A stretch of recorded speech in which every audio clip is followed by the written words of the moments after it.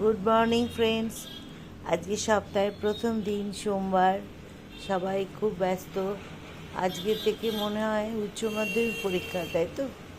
ঠিক মনে হচ্ছে আমার। যাই হোক, যারা পরীক্ষা দিতে যাবে সকালেই জানাই তাদের শুভেচ্ছা, অভিনন্দন। যেন খুব মন দিয়ে ভালো করে পরীক্ষা দেবে, ঠিক আছে?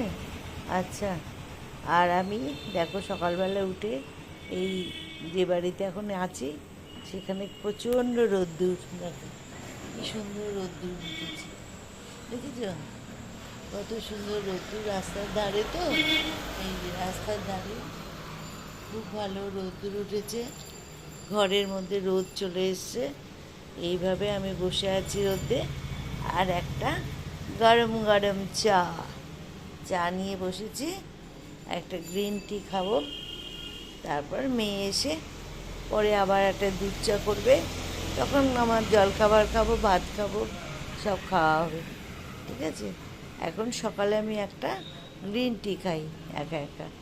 এইটা বানিয়েছি, দেখো, ঠিক আছে? আচ্ছা, সবাই সুস্থ থেকো, ভালো থাকুক, তোমাদের সারাদিন খুব ভালো কাটুক, এই আমি আশীর্বাদ করি সবাইকে। ছোটদের জানাই ভালোবাসা, বড়দের জানাই অনেক প্রণাম, সশ্রদ্ধ প্রণাম। আর আমার বন্ধুদের জানাই আমার অনেক অনেক অভিনন্দন, ভালোবাসা।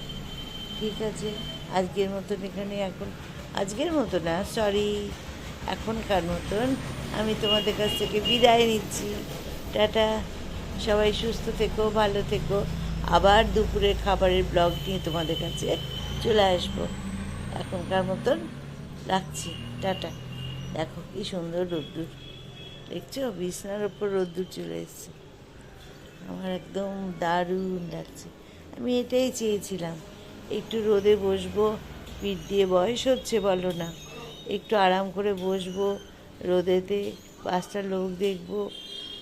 এইসব না দেখলে একা একা ঘরের মধ্যে বসে থাকা যায় বলো? ঠিক যেন মনে হচ্ছে বন্দি দশা, মানে কোথায় বসে আছে। আমার ঘরটা ভালো ছিল না, একদম বন্দি, মানে জেলখানা মনে হয়ে গেছিলো। শেষে দেখে খুব কষ্ট পাচ্ছিলাম।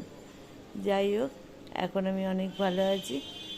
তোমরাও ভালো থেকো, আশীর্বাদ করো যেন আমি এইভাবেই যে কদিন বাঁচবো সুস্থ শরীরে বাঁচতে পারি।